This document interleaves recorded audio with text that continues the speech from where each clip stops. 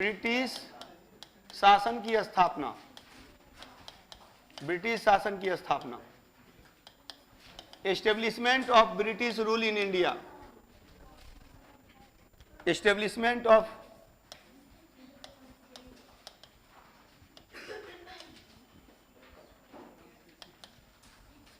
British rule in India.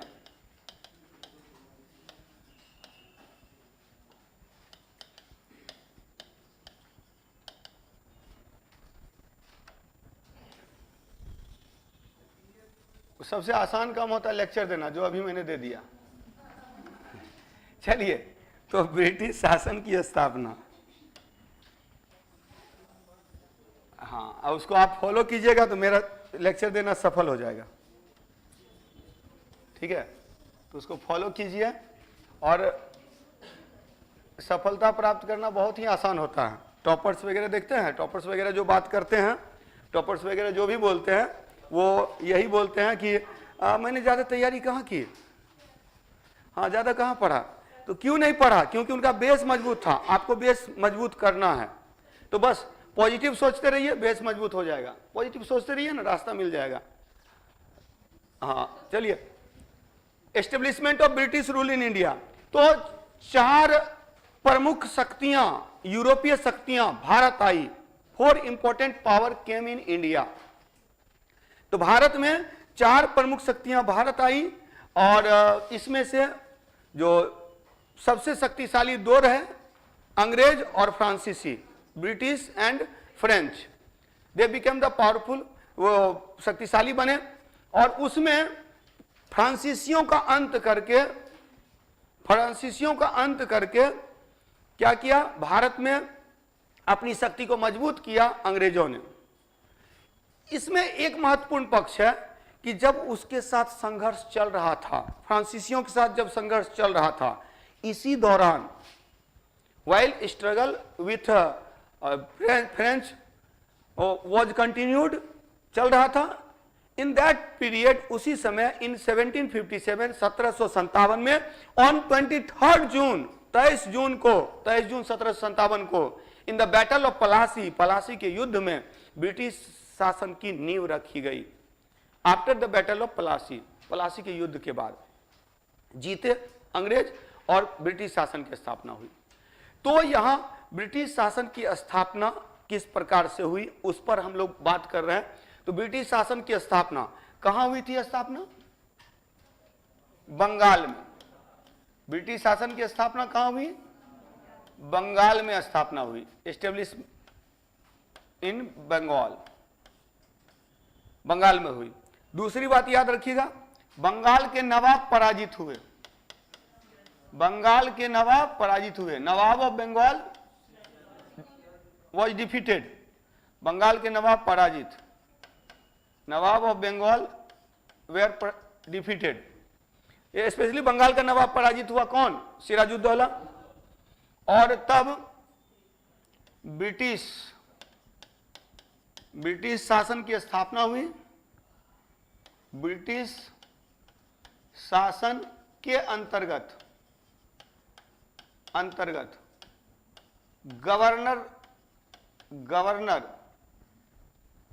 Governor नियुक्त। तो governor was appointed under the British rule. इससे पहले भी गवर्नर थे, लेकिन those governors were under the British trade, मतलब ब्रिटिश व्यापार के अंतर्गत वे गवर्नर थे। लेकिन ये जो गवर्नर बनते हैं ये ब्रिटिश रूल के अंतर्गत गवर्नर बनते। इसी में पहला गवर्नर बना लॉर्ड क्लाइव, यानी लॉर्ड क्लाइव के पहले भी गवर्नर है। बंगाल का अलग गवर्नर है, मद्रास का अलग गवर्नर है, बंबई का अलग गवर्नर। तो उतना गवर्नर को याद नहीं करना। पहला गवर्नर था थॉमस स्मिथ, वही एक याद रखना है। तो यहां 2 बातें हैं। एक तो हम लोग लेके चलेंगे ईस्ट इंडिया कंपनी, क्योंकि ब्रिटिश शासन की स्थापना किसने की? ईस्ट इंडिया कंपनी ने की। ईस्ट इंडिया कंपनी का शासन, बाद में ब्रिटिश संसद का शासन होता है, ईस्ट इंडिया कंपनी का शासन। तो ये देखिए कितने पॉइंट्स हो गए, इसमें 4 पॉइंट्स हो गए। देयर आर 4 पॉइंट्स, यही 4 पॉइंट्स को आप लोग को समझना है। बंगाल में ब्रिटिश शासन की स्थापना हुई, बंगाल के नवाब पराजित हुए और ब्रिटिश शासन के अंतर्गत गवर्नर नियुक्त किए गए। और ये जो शासन है वो किसकी शासन है? तो ईस्ट इंडिया कंपनी का शासन है, ईस्ट इंडिया कंपनी का शासन है। या इसको पहले भी डाल सकते हैं, इसको पहले दे सकते हैं।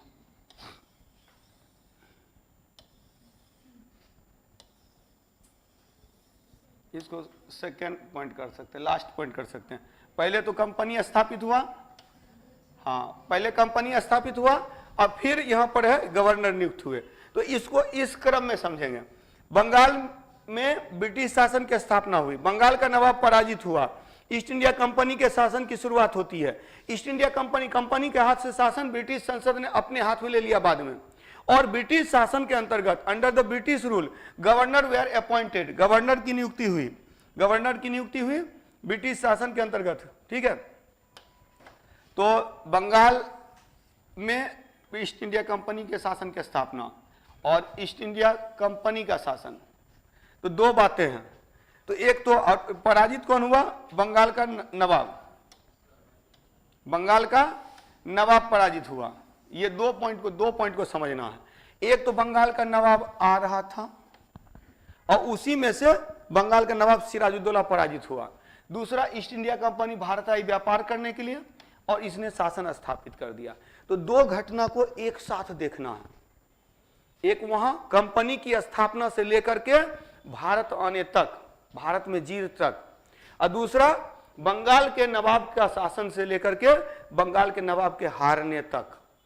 दो बातों को मिला के चलना है और इसी में समझना है कि पहला जो गवर्नर हुआ लॉर्ड क्लाइव, ये पहला गवर्नर नहीं था, ये शासन के अंतर्गत पहला गवर्नर था।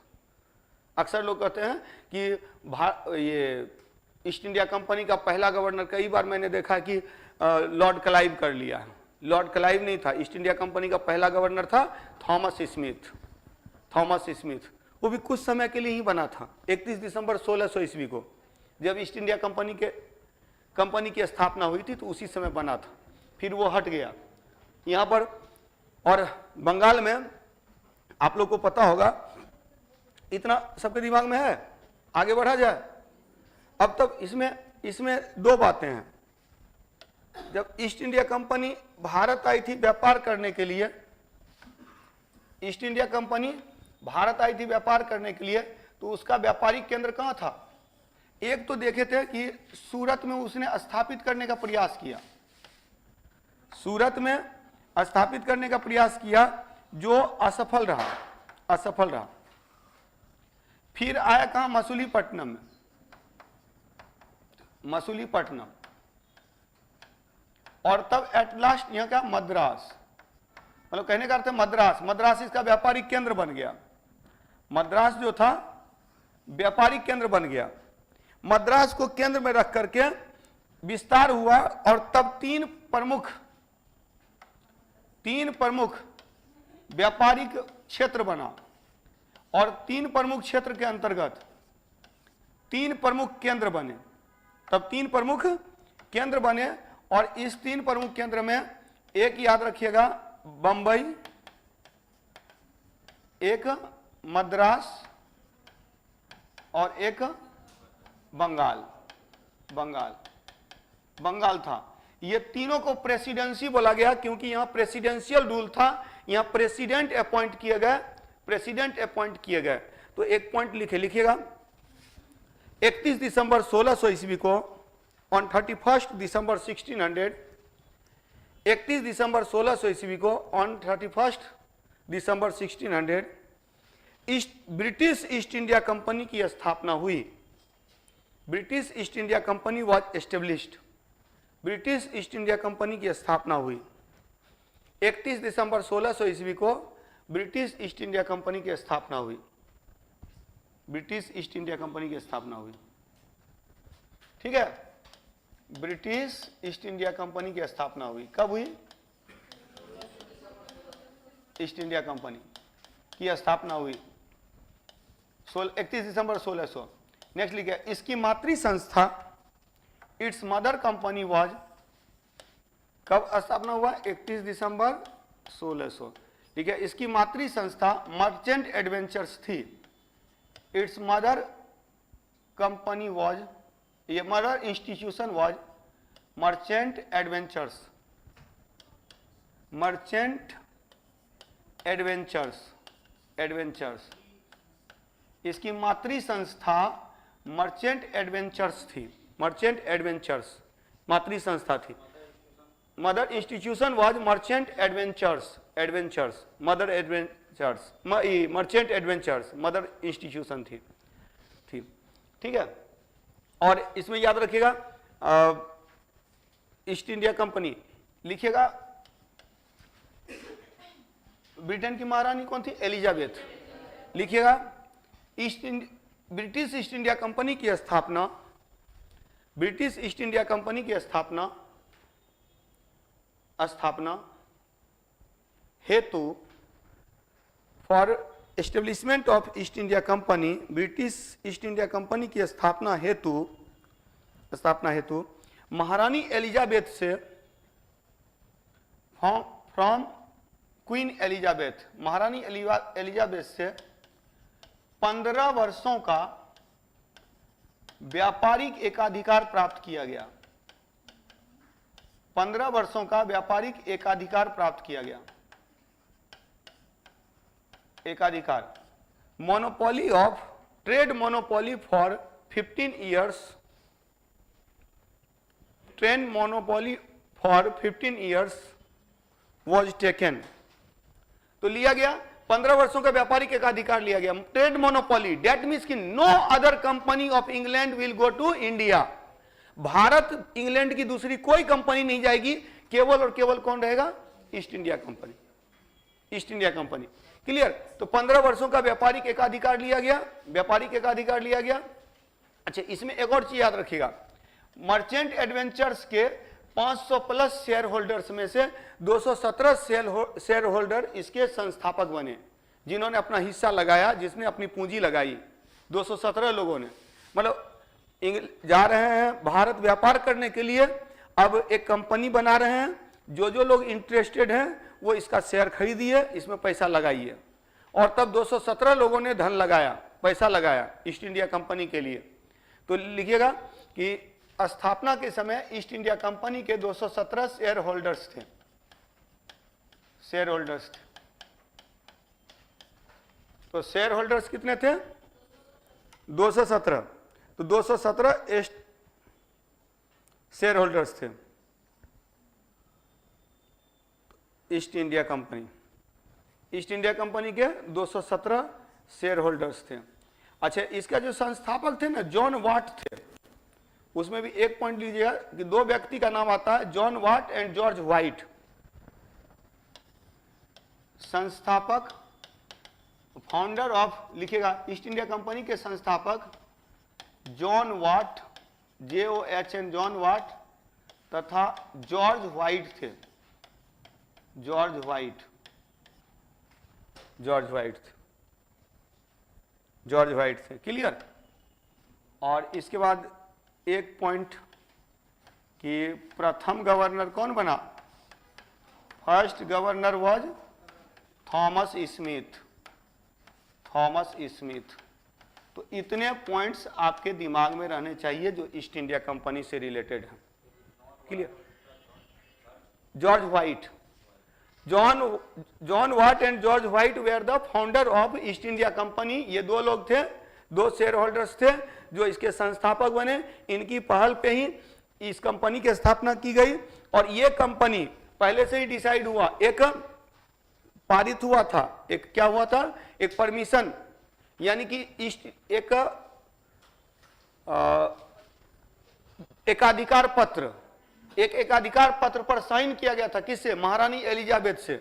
ये याद रखिएगा, महारानी एलिजाबेथ, महारानी एलिजाबेथ से, एलिजाबेथ से, महारानी एलिजाबेथ से व्यापारिक अनुमति प्राप्त की गई, व्यापारिक अनुमति प्राप्त की गई। अच्छा, एक चीज और याद रखना है, भारत में राष्ट्रपति के पास अध्यादेश जारी करने की शक्ति होती है, पता है ना? ऑर्डिनेंस पावर जानते हैं? जब लोकसभा और राज्यसभा सत्र में ना हो, not in session, Lok Sabha and Rajya Sabha, then bill can be passed after signature of president. Temporary bill होता है, परमानेंट तब बनता है जब संसद की अनुमति मिलती है, that is ordinance, ordinance power. तो ऐसे ही कुछ ऑर्डिनेंस पावर ब्रिटेन के महाराजा और महारानी के पास भी है, वो भी नाम मात्र के शासक है, आप लोगों को पता है, ब्रिटिश संसद ही सारा डिसीजन लेती है। तो उसी में है कि विदेशी व्यापार वाला जो था ना पावर, वो एलिजाबेथ के पास था, ब्रिटिश संसद के पास नहीं था। तो इसीलिए अध्यादेश के तहत जो है इन लोगों को अधिकार मिला था, इन लोगों को पावर मिला था कि 15 वर्ष का व्यापारिक एकाधिकार, 15 साल तक कोई नहीं जाएंगे, और हर 15 साल के बाद पैसा दे दे करके, घूस दे दे करके और इसको बढ़ा दिया जाता था।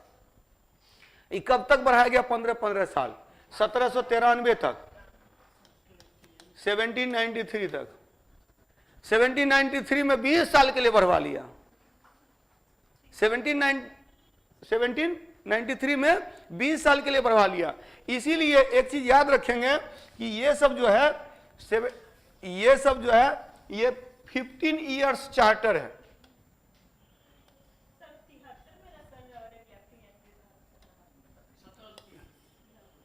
1773 नहीं, 1793। 1793 का जो चार्टर एक्ट था ना, उसमें था कि कंपनी का व्यापारिक एकाधिकार 20 वर्षों के लिए बढ़ा दिया गया। 1793, 1813, 1833, 1853, देखिए चारों है इसमें। प्रथम 20 वर्षीय चार्टर एक्ट 1793 और अंतिम 20 वर्षीय चार्टर एक्ट 1753। लेकिन 1753 में यह भी प्रावधान था कि ईस्ट इंडिया कंपनी के व्यापार को कभी भी समाप्त किया जाता है, मतलब शासन को कभी भी समाप्त किया जा सकता है। ईस्ट इंडिया कंपनी के शासन को कभी भी समाप्त किया जा सकता है, लेकिन शासन भले खत्म हो गया ईस्ट इंडिया कंपनी का, लेकिन कंपनी बनी रही। कंपनी जानते हैं कब खत्म हुई? 1874 में। 1874, 1874 में 1 जून को ईस्ट इंडिया कंपनी खत्म हो गई। नहीं पता है? 1 जून को ना, तो ये जो इसकी स्थापना जो हुई वो 31 दिसंबर 1600 को हुई, और ये खत्म जो हुआ वो 1 जून 1874 को, 1 जून 1874। और 1874 में वो ईस्ट इंडिया कंपनी को फाइनली क्लोज किया गया 31 दिसंबर। यानी ईस्ट इंडिया कंपनी का जो टाइम पीरियड है ना, ये भी आप लोग याद रखेंगे। ये जो टाइम पीरियड है ये कब से कब तक है? 31 दिसंबर 1600 ईस्वी से 1 जून 1874, 1874। क्लियर? तो ये 31 दिसंबर 1600 से 1 जून 1874 तक ईस्ट इंडिया कंपनी थी। इसी बीच में उसने पहले व्यापार किया, फिर शासन किया, फिर शासन का अंत हो गया तो भी कंपनी बनी रही। देखिए और भी एक चीज है, वो पॉलिटी में हम लोग पढ़ते हैं। 1813 के चार्टर एक्ट में व्यापारिक एकाधिकार समाप्त हुआ, 1833 में व्यापार समाप्त हुआ, और 1858 में शासन समाप्त हुआ, लेकिन कंपनी बनी रही 1874 तक। 1874, 1874 में, 1872 नहीं है, 1874। उसी के बाद 1876 में रॉयल टाइटल एक्ट लाया गया, शाही उपाधि अधिनियम। अच्छा एक चीज और, ईस्ट इंडिया कंपनी की जो स्थापना की गई थी, इसके लिए एक कानून बना था ब्रिटेन की संसद में, जिसको रॉयल चार्टर कहते हैं, शाही चार्टर कहते हैं, शाही राजलेख कहते हैं, इसी को राजलेख अधिनियम कहते हैं, इसी को चार्टर एक्ट कहते हैं। पहला चार्टर एक्ट वही था जिससे ईस्ट इंडिया कंपनी की स्थापना हुई। तो ये याद रखेंगे।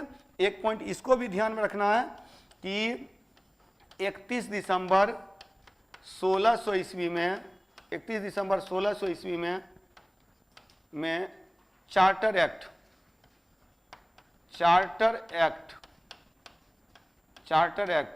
राजलेख अधिनियम के अंतर्गत, राजलेख अधिनियम, यही इसी को बोलते हैं ऑर्डिनेंस पावर।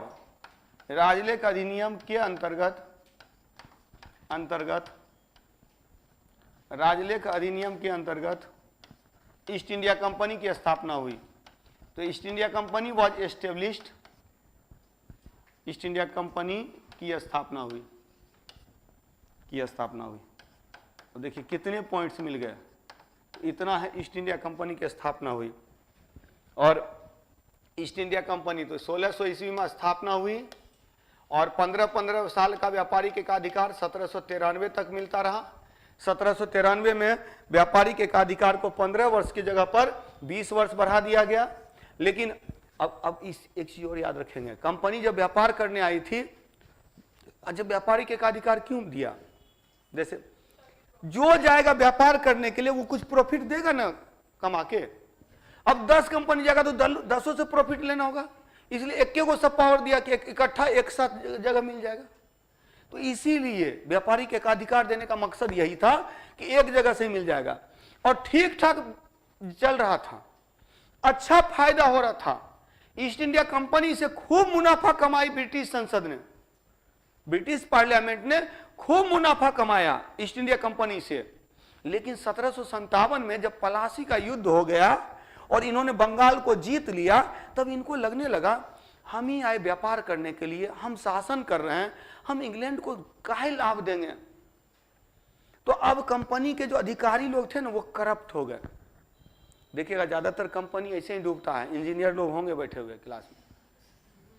तो होता क्या है ना कि महत्वाकांक्षा कुछ ज्यादा रहता, कंपनी में चले जाते हैं, अपने व्यापार शुरू कर देते हैं, ठीक है, स्टार्टअप, तो अपना व्यापार शुरू कर देते हैं। तो ऐसे ही क्या हुआ कि व्यापार अपना शुरू कर दिया था किसने, ईस्ट इंडिया कंपनी के अधिकारियों ने। अब क्या होता था कि कंपनी का व्यापार कम होता था, अधिकारी लोग का व्यापार ज्यादा होता था। तो अधिकारी लोग पर्सनल व्यापार कर रहे हैं तो कंपनी घाटा में जाने लगी।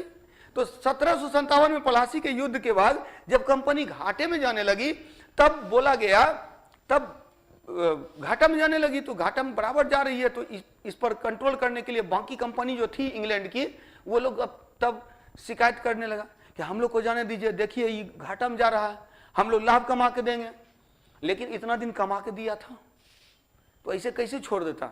1600 ईस्वी से लेके 1608 से लेके 1757 तक, यानी 150 साल तक कमा के दिया ना, तो 150 साल तक कमा के दिया तो तुरंत कैसे छोड़ देगा। बोला कि तब कंट्रोल करना शुरू किया, चलो कुछ ठीक करो। तो इसी में याद रखिएगा एक व्यक्ति था बरकायन, बरकायन के नेतृत्व में एक सीक्रेट कमेटी बनी, गुप्त समिति बनी। इस गुप्त समिति ने रिपोर्ट तैयार किया। इस गुप्त समिति को बोला गया क्यों, अच्छा एक चीज और, 1757 में पलासी का युद्ध हुआ, ईस्ट इंडिया कंपनी के शासन की स्थापना हुई। अब ईस्ट इंडिया कंपनी घाटे में जाने लगी। अब घाटा में जाने लगी ना, तो जब कंट्रोल किया तो बोला क्या ठीक है घाटा हम दूर कर लेंगे, हमको लोन चाहिए। 10 लाख का लोन मांग लिया, 10 लाख पाउंड का लोन मांगा। किसने, ईस्ट इंडिया कंपनी ने।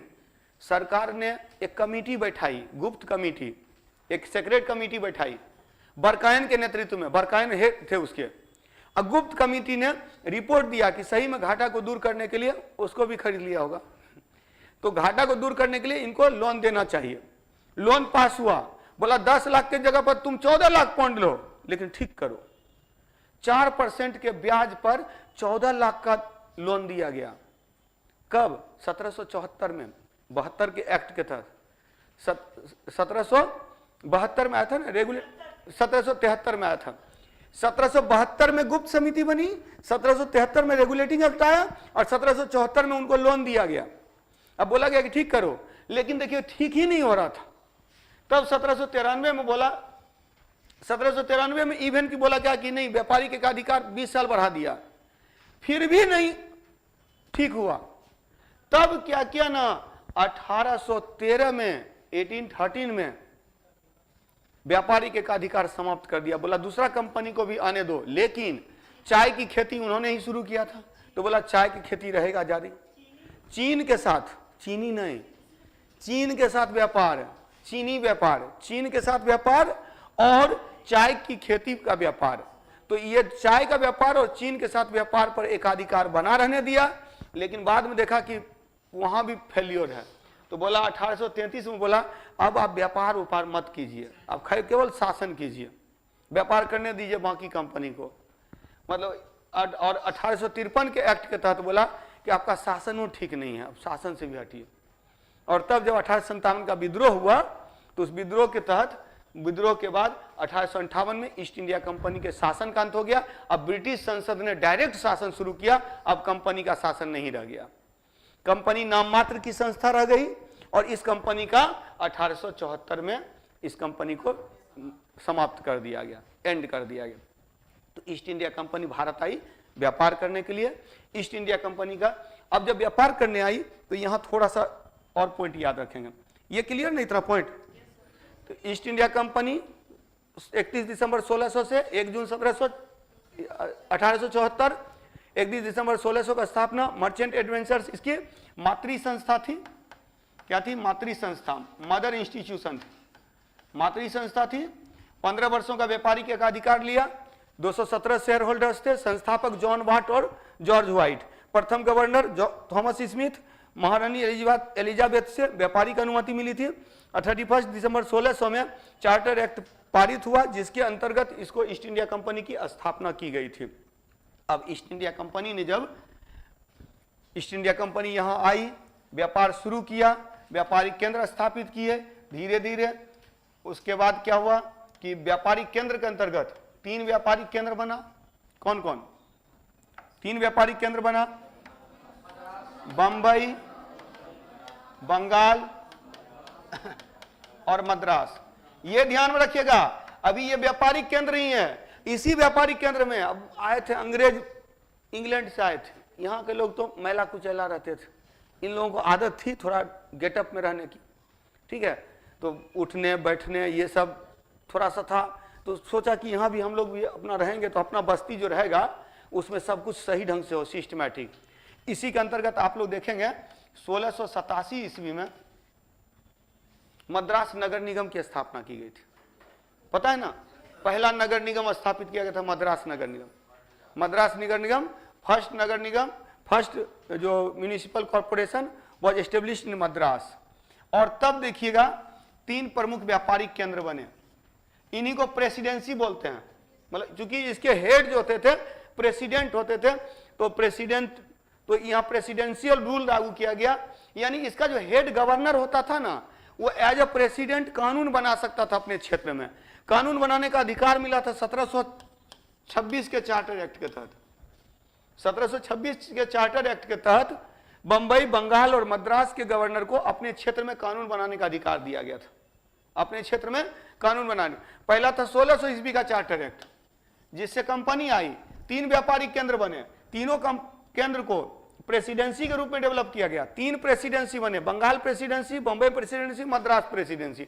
तीनों प्रेसिडेंसी में गवर्नर नियुक्त किए गए। गवर्नर को 1726 के चार्टर एक्ट के तहत अपने क्षेत्र में कानून बनाने का अधिकार दिया गया, अपने क्षेत्र में कानून बनाने का अधिकार दिया गया 1726 में।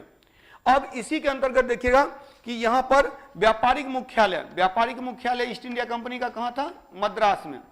Madras became the headquarter of trade off East India company. तो ईस्ट इंडिया कंपनी के व्यापार का मुख्यालय जो बना वो मद्रास बना। क्लियर? तो मद्रास मुख्यालय बना। मद्रास, बंबई और बंगाल, ये 3 प्रमुख व्यापारिक केंद्र स्थापित हुए, 3 प्रमुख व्यापारिक केंद्र। और यही था प्रेसिडेंसी, मद्रास था, सब कुछ ठीक ठाक चल रहा था। इसी बीच में एक घटना घटती है बंगाल में। बंगाल में घटना घटती है कि बंगाल में काल कोठरी की घटना, tragedy of black hall. Hole नहीं कर दीजिएगा, हॉल मतलब कमरा। काल कोठरी, ब्लैक हॉल ट्रेजेडी, मतलब एक छोटे से कमरे में 143 आदमी को ठूस दिया गया। 146, जिसमें 23 ही जीवित बचा था, 123 साफ। ये लेकिन मनगढ़ंत कहानी भी हो सकती है।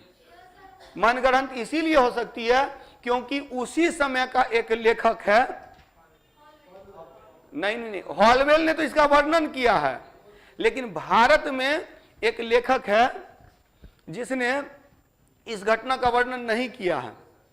वो नोट्स में दिया भी हुआ है कि जो इस काल कोठरी की घटना का वर्णन समकालीन जो लेखक है, समकालीन लेखक ने इस घटना का वर्णन नहीं किया है। हालांकि इसका वर्णन जो है कौन करता है? हॉलवेल करता है। तो इसीलिए ये कहना उचित होगा, अनुचित होगा कि उतने लोगों को मारा गया था। क्या हॉलवेल? हॉलवेल उस समय हॉलवेल वो घटना पाएंगे तब क्लियर हो जाएगा। एक्चुअली हॉलवेल एक अंग्रेज था और बोलता है क्या, ये जो 146 आदमी को जो ठूसा गया था कमरा में, उस कमरा में हम भी थे। बाद में हॉलवेल बनता है, बाद में हॉलवेल बनता है, वो भी कार्यवाहक गवर्नर बनता है, वो गवर्नर भी नहीं बना। 1760 में जब लॉर्ड क्लाइव गया था इंग्लैंड, रॉबर्ट क्लाइव जब गया था इंग्लैंड और वेंसीटॉट आया था गवर्नर बन के, तो इस बीच का जो गैप है उसमें प्रभारी के रूप में हॉलवेल को बनाया गया था कार्यवाहक गवर्नर, बंगाल का कार्यवाहक गवर्नर। तो वही इस घटना का वर्णन करता है, ठीक है। एक एक्चुअली पुस्तक का नाम है सियार उल मुतखैरीन, एक पुस्तक है जो समकालीन पुस्तक है इसी के समय का। तो ये उस समय का वर्णन, मतलब काल कोठरी की घटना का वर्णन नहीं करता है, काल कोठरी की घटना का वर्णन नहीं करता। मटेरियल में नहीं है ना, ये नहीं है, वही है सियार उल मुतखैरीन जो है सो समकालीन ग्रंथ है जिसमें कि काल कोठरी की घटना का जो उस समय का इतिहास लिखता है। तो 1756 का इतिहास लिखता है, लेकिन उसमें काल कोठरी की घटना का वर्णन नहीं करता है, ठीक है, काल कोठरी की घटना का वर्णन नहीं करता है। तो इस पर हम लोग आगे करेंगे। तो अभी पॉइंट लिखिएगा, क्या लिखा था, ईस्ट इंडिया कंपनी ना। एक तो ये घटना घट रही है कि ईस्ट इंडिया कंपनी भारत आई, व्यापार कर रही है और ईस्ट इंडिया कंपनी का व्यापार चल रहा है। अब 1756 की घटना को जानने के लिए हम लोग बंगाल में पहुंचते हैं और तब करेंगे क्या, बंगाल के नवाब, जो हेडिंग दे दीजिएगा बंगाल के नवाब, अगला सेक्शन दीजिएगा बंगाल के नवाब, बंगाल के नवाब। हालांकि बंगाल के नवाब के बारे में आप लोगों को थोड़ा बहुत बताया था मैंने। बंगाल के नवाब में पहला कौन है, मुर्शीद कुली खां, है ना, मुर्शीद कुली खां। बंगाल का नवाब कौन है, मुर्शीद कुली खां। मुर्शीद कुली खां के बाद नहीं, सुजाउद्दीन के बाद सरफराज खां के बाद अलीवर्दी खां। स्पेशली बोला जाता है कि सुजाउद्दीन और अलीवर्दी खां ने बंगाल का बहुत डेवलपमेंट किया था और बंगाल भारत का स्वर्ग कहलाने लगा था, मतलब ट्रेड एंड कॉमर्स इतना डेवलप हुआ था। अलीवर्दी खां। अच्छा, एक चीज और याद रखिएगा, हुगली में अंग्रेजों की पहला व्यापारिक केंद्र 1651 में स्थापित हुआ था। हुगली में अंग्रेजों का पहला व्यापारिक केंद्र 1651, हुगली कहाँ, कलकत्ता। तो हुगली में पहला व्यापारिक केंद्र 1651 में स्थापित हुआ। तो पहला स्थापित हुआ, अब धीरे धीरे वो मजबूत होने लगे, व्यापारिक केंद्र स्थापित हुआ और अंग्रेजों ने देखा कि अलीवर्दी खां ने देखा कि अंग्रेज ताकतवर हो रहे हैं, लेकिन अंग्रेज के व्यापार से लाभ मिल रहा था। भारतीय मतलब वो जहां जहां व्यापार कर रहे हैं वहां डेवलपमेंट भी कर रहे हैं।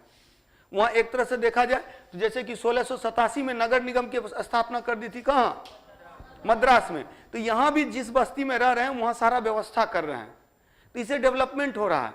लेकिन ये भविष्य में ये यहां शासन करेंगे, ये महसूस कर लिया था अलीवर्दी खां ने। इसी ने कहा था कि ये अंग्रेज जो है मधुमक्खी के छत्ते के समान है, नहीं छेड़ा जाए तो शहद मिलेगा, छेड़ दिया जाए तो काट खाएगा। और वही छेड़ दिया सिराजुद्दौला ने।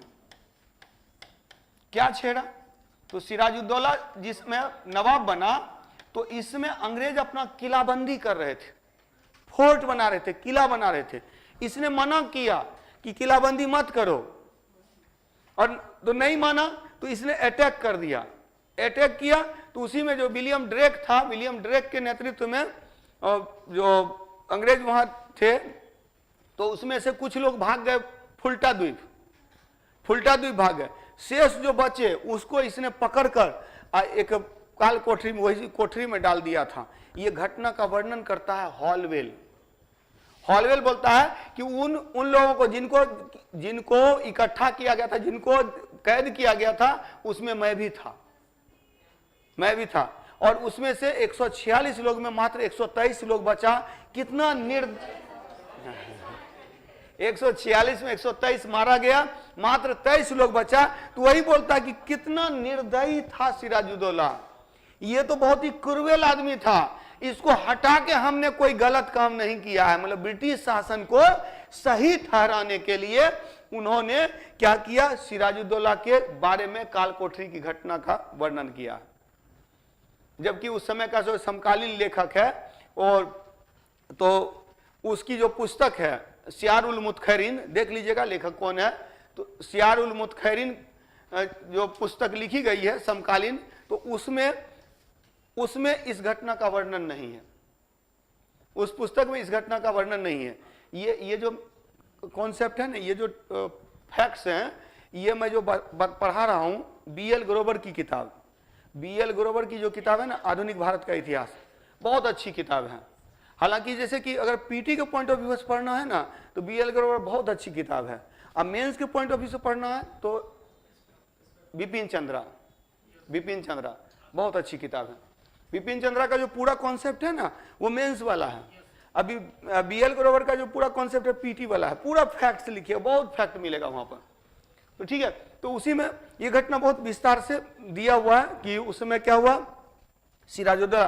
तो ये कब से कब है, ये 1717 से 1727 ना, 1727 से 1739 1739, ये 1739-40, एक साल का ही काल है, कमजोर है, इसको हटा दिया।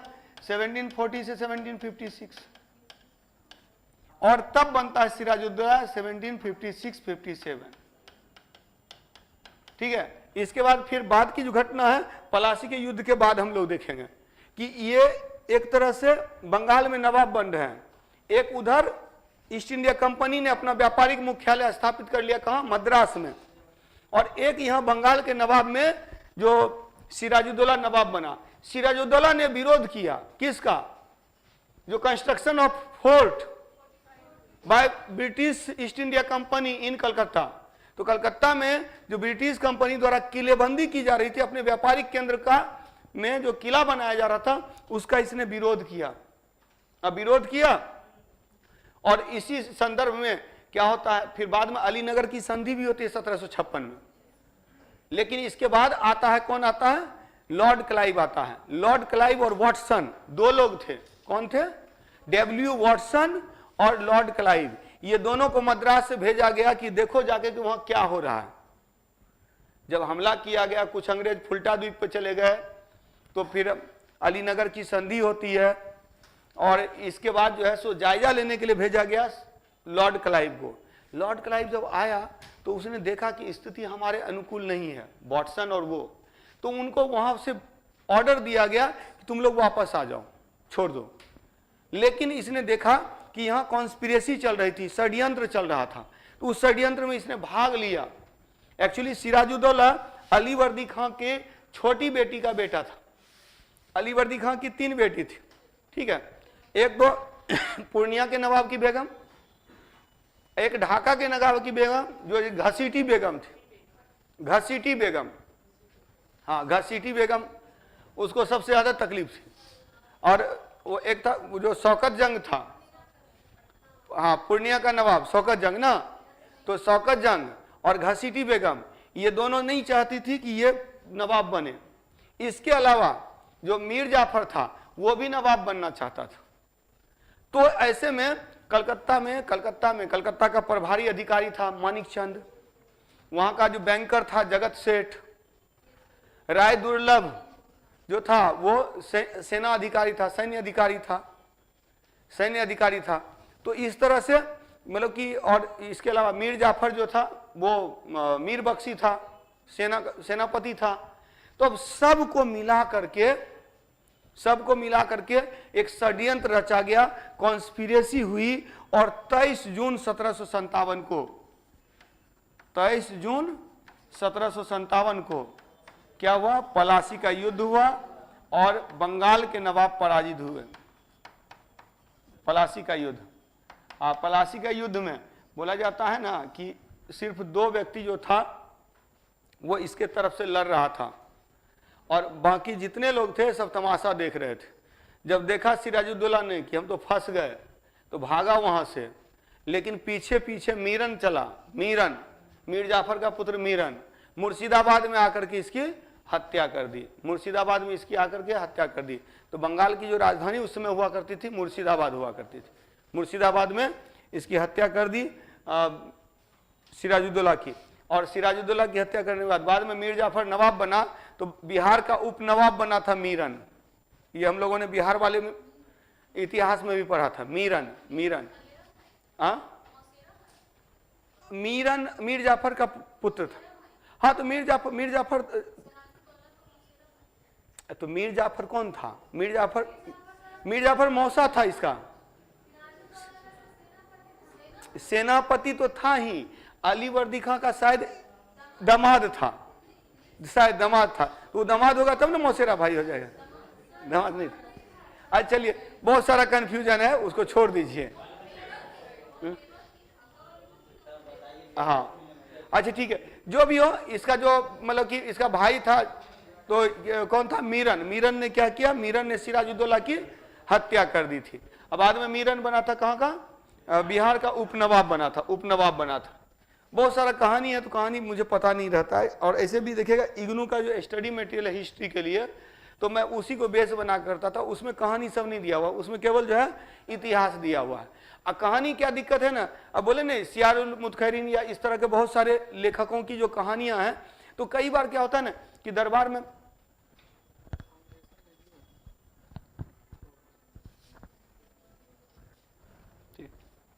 कंटिन्यू किया जाए ना, ठीक है। चलिए लिखिएगा कुछ पॉइंट लिख लीजिए, लिखिएगा। तब लग रहा है कि मटेरियल में भी थोड़ा देख लीजिएगा, मटेरियल में भी हो सकता है कुछ चेंज करने की आवश्यकता होगी। लिखिएगा, हाँ ठीक है, लिखिएगा। सुजाउद्दीन और अलीवर्दी खां के काल में, in the time period of Shujauddin and Alivardi Khan, Shujauddin और अलीवर्दी खां के समय में सुजाउद्दीन, यहाँ है ना सुजाउद्दीन, बताए थे ना, सुजाउद्दीन और अलीवर्दी खां के समय में बंगाल संपन्न हुआ। हाँ, बंगाल बिकेम वेल्दी, संपन्न हुआ, wealthy, and it was called the haven of India, और इसे भारत का स्वर्ग कहा गया। तो भारत का स्वर्ग कहा गया किसको? बंगाल को। किसके समय में? सुजाउद्दीन और अलीवर्दी खां, सुजाउद्दीन और अलीवर्दी खां के समय में। नेक्स्ट लिखिएगा, Alivardi Khan felt the danger of Britishers. Alivardi Khan ने अंग्रेजों के खतरे को सर्वप्रथम महसूस किया, अंग्रेजों के खतरे को सर्वप्रथम महसूस किया, अंग्रेजों के खतरे को सर्वप्रथम महसूस किया। ठीक है, नेक्स्ट पॉइंट लिखिएगा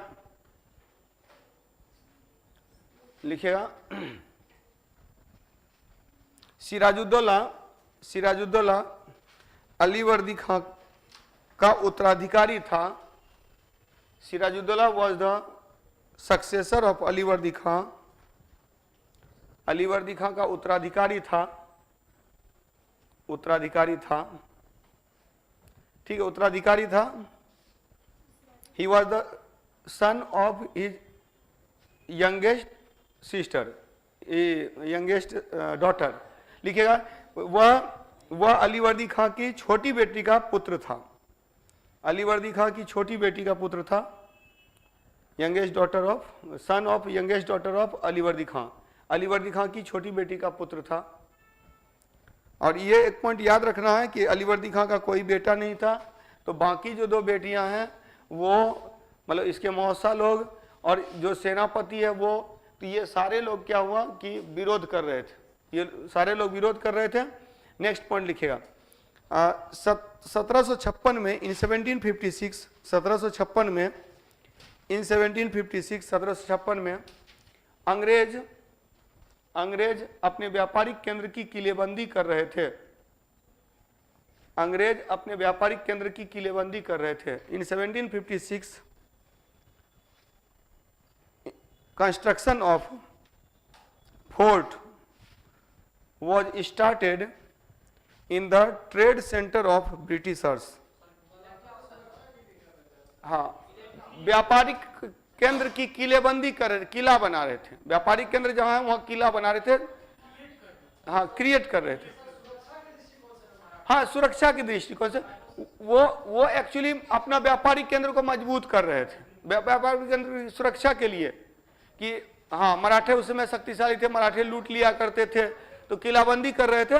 और इस किलाबंदी में तो इसने मना किया, इनको लगा कि किलाबंदी करके फिर ये अपनी सेना रखेंगे, ये अपनी स्थिति मजबूत करेंगे तो वो हमारे लिए नुकसानदेह हो सकता है। तो सिराजुद्दौला ने विरोध किया, सिराजुद्दौला ने मना किया।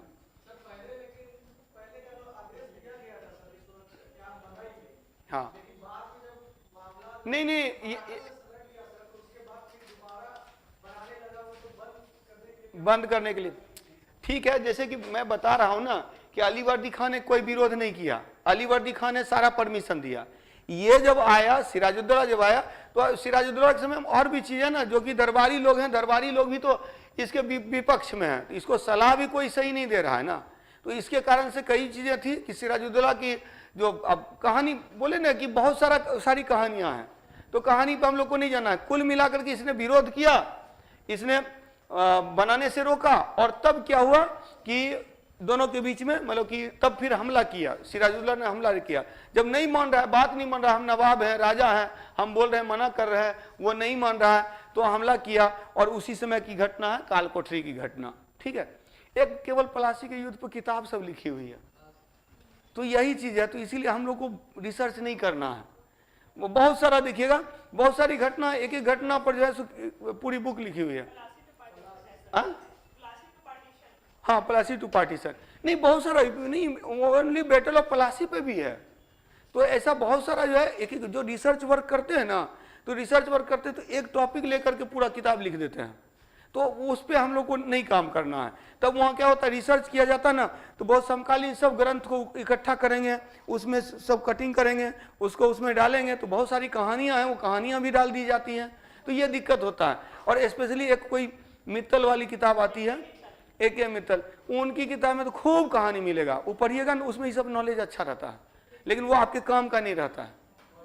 हाँ कॉलेज बेस्ड बुक है, कॉपी भरना है तो ये सब कहानी पढ़ते रहिएगा, कॉपी भरा जाता है, तो वही नहीं, इसीलिए मैं बोल रहा हूं कि वो आपके काम का नहीं है।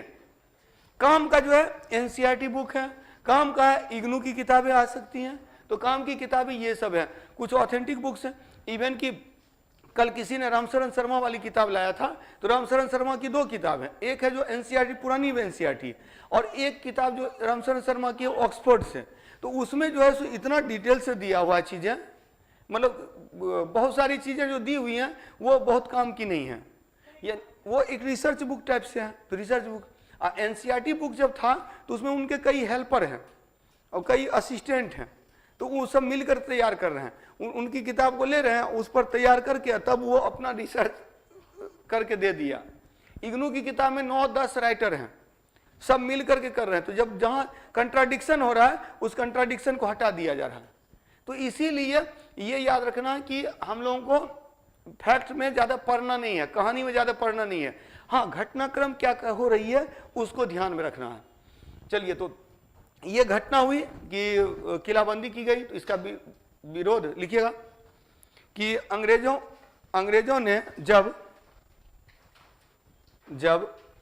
ने जब when construction of fort was continued after, ठीक है, अंग्रेजों ने जब सिराजुद्दौला के मना करने के बाद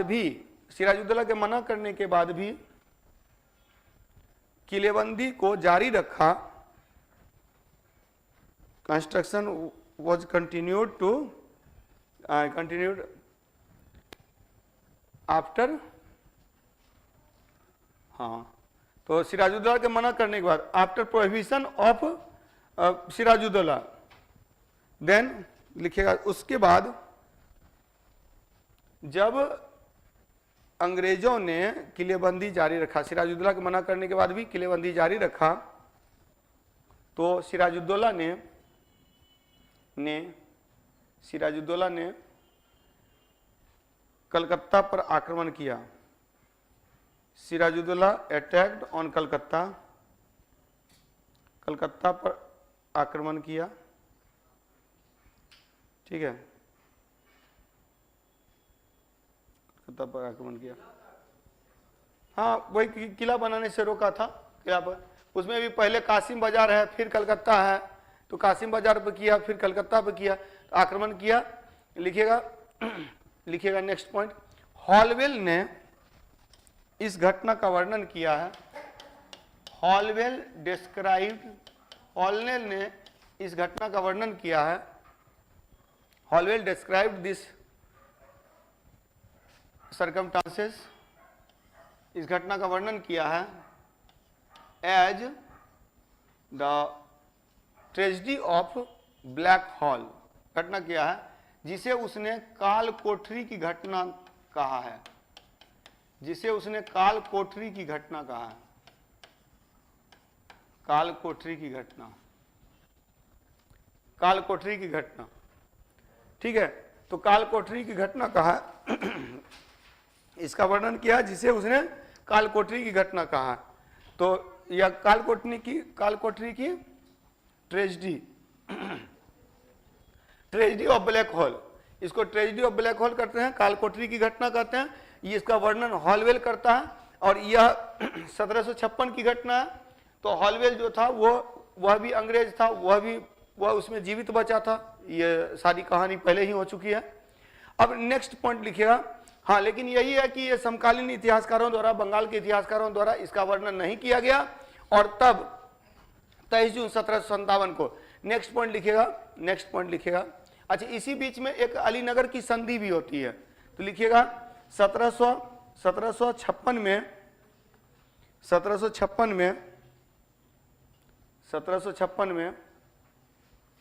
में मद्रास से इन 1756 मद्रास से रॉबर्ट क्लाइव तथा डब्ल्यू वॉटसन को, बता चुका हूं पहले, डब्ल्यू वॉटसन को, रॉबर्ट क्लाइव तथा डब्ल्यू वॉटसन को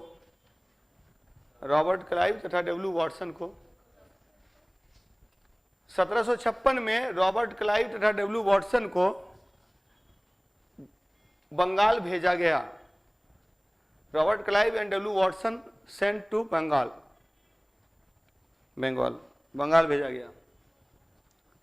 गया कि इस घटना के बारे में ये लेगा। और देखा गया कि the situation was not in the favour of Britishers, अंग्रेजों के पक्ष में सिचुएशन नहीं था। इवन कि इनको वापस लौटने का आदेश दिया गया, लेकिन इसी बीच में इन्हें षड्यंत्र का पता लगा। तो लिखिएगा रॉबर्ट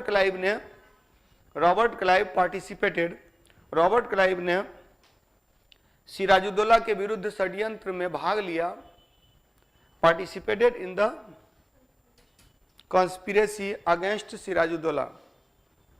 सिराजुद्दौला के विरुद्ध षड्यंत्र में भाग लिया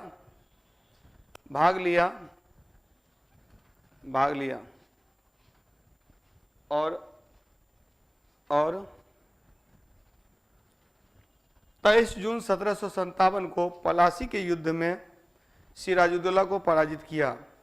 और 23 जून एंड ऑन 23 जून 1757, 23 जून 1757 को पलासी के युद्ध में सिराजुद्दौला को पराजित किया। ही डिफीटेड सिराजुद्दौला को पराजित किया in the battle of Plassey के युद्ध में। अच्छा, एक चीज और याद रखिएगा, संधि की गई किसके साथ?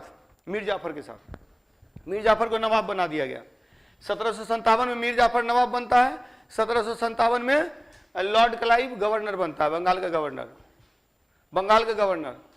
तो पहला बंगाल का गवर्नर है ब्रिटिश शासन के अधीन लॉर्ड क्लाइव, ब्रिटिश शासन के अधीन। उससे पहले भी गवर्नर है, गवर्नर ड्रेक था, जिसमें कि कालकोठरी की घटना होती है, उसमें गवर्नर ड्रेक था, बंगाल का गवर्नर ड्रेक था। तो वो लोग जो है सो कुछ अंग्रेज फुल्टा द्वीप भाग गए, कुछ को पकड़ करके पैक कर दिया गया, लेकिन पहले भी गवर्नर है। लेकिन शासन के अधीन पहला गवर्नर बंगाल का बना क्लाइव। और मीर जाफर को क्लाइव का गीदर भी बोला जाता है, क्लाइव का गीदर बोला जाता है मीर जाफर को। तो मीर जाफर को नवाब बना दिया गया, इधर बन गया कौन, क्लाइव बन गया गवर्नर। 1757 से 1760 मीर जाफर नवाब तो बन गया, लेकिन उसको समझ में आ गया, कुछ ही दिन के बाद उसको समझ में आ गया कि गलती हो गई है। यही देखिएगा, ये बंगाल के नवाब की एक खासियत थी कि शुरू में समझ में नहीं आता था, अब बाद में लगता था गलती हो गई है। अब मीर जाफर ने जब सुधार करना शुरू किया तो मीर जाफर को हटा करके मीर कासिम को गद्दी पर बैठाया गया। और इसको बोलता है क्या, 1760 में वेंसीटॉर्ट आया भारत। 1760 में, ये थोड़ा सा इस घटना को याद रखिएगा, एक तो क्या है नवाब और दूसरा कौन है गवर्नर। गवर्नर ये 1757 से 60, इसमें नवाब है मीर जाफर, और गवर्नर है क्लाइव, रॉबर्ट क्लाइव। अब 1760 में ये क्लाइव जाता है इंग्लैंड, इसका कार्यकाल खत्म हुआ, इंग्लैंड गया। और इसमें कार्यवाहक में हॉलवेल बना था,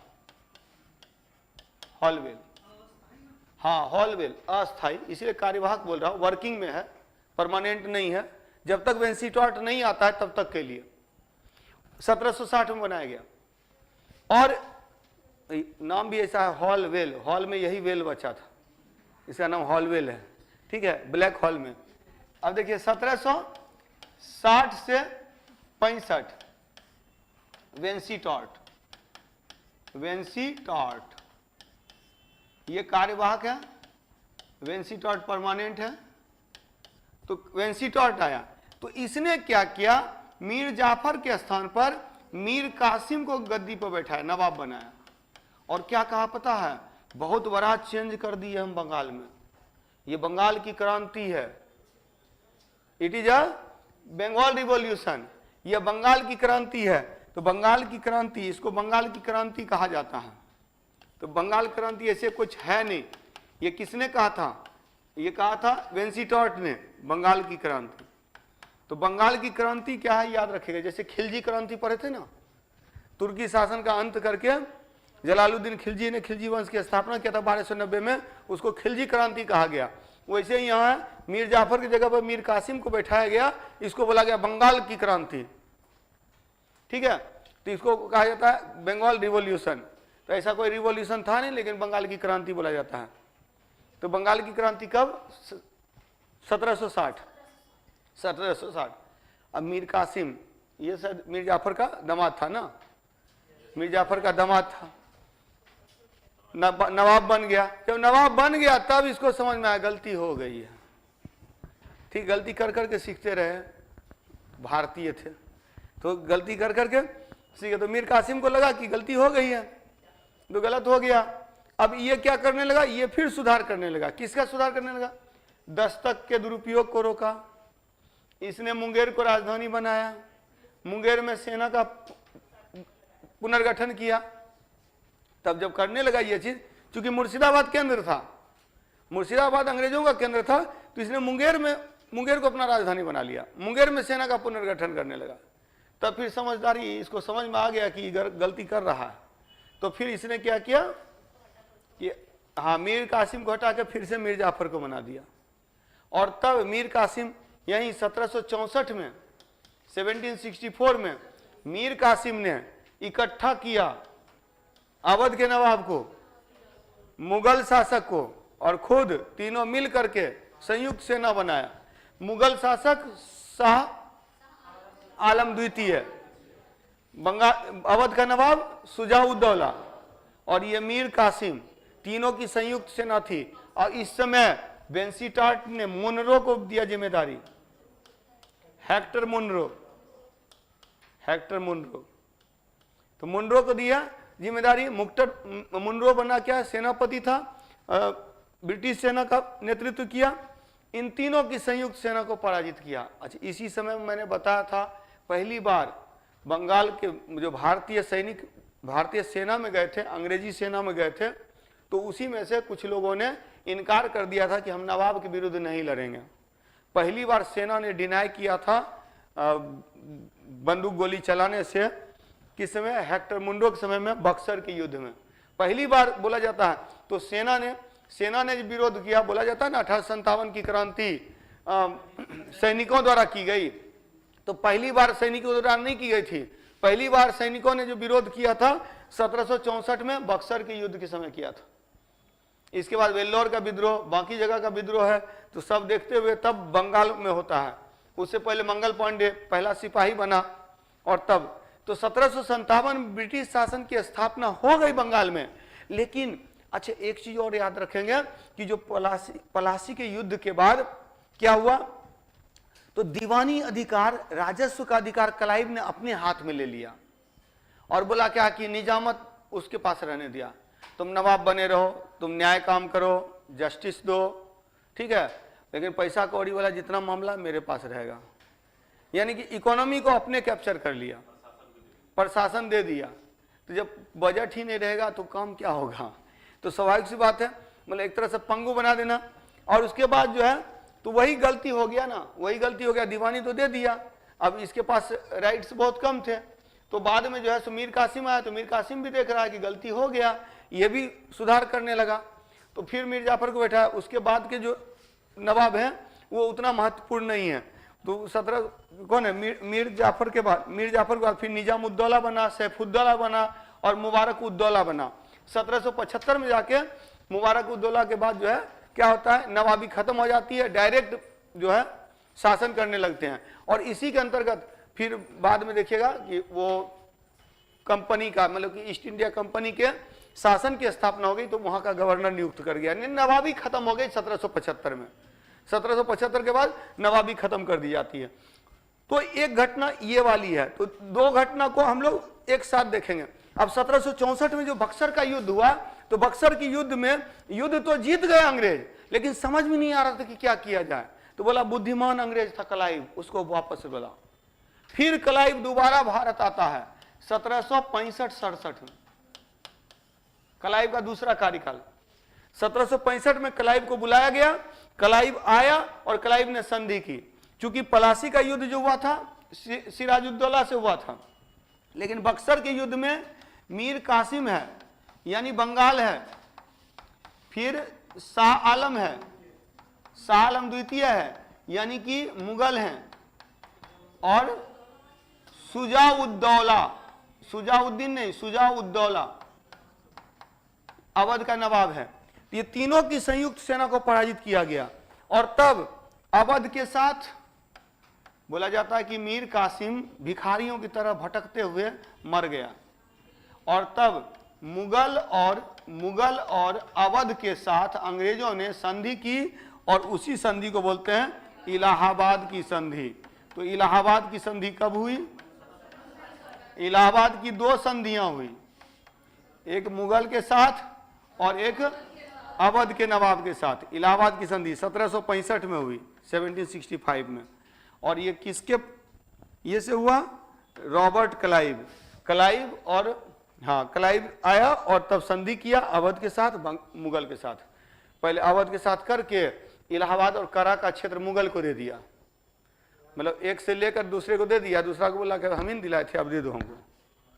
तो इलाहाबाद, करा, ये सब की जो दीवानी है वो दे दिया, अवध से दिलवा दिया मुगल को, और फिर मुगल से ले लिया खुद। तो इस तरह से इलाहाबाद की संधि हुई 1765 में। 1765 में इलाहाबाद की संधि हुई, और इसके बाद तब शुरू होता है कि अब 1772 से हम लोग देखेंगे गवर्नर और गवर्नर जनरल का काल जो है नेक्स्ट क्लास में हम लोग करेंगे। गवर्नर जनरल, वाइसराय, उसको हम लोगों को पढ़ना है। तो आज की क्लास में इतना ही रखते हैं। और गवर्नर जनरल, वाइसराय, इसका वाला एक पेज, अच्छा वो पेज कल दिलवा दूंगा, जिसमें मतलब पीछे में पूरा गवर्नर जनरल और वाइसराय का पूरा लिस्ट दिया हुआ है। तो वो आप लोग के पास रहेगा, और एक एक करके सारे को हम लोग खत्म कर लेंगे। ठीक है, तो आज इतना ही रहने देते हैं।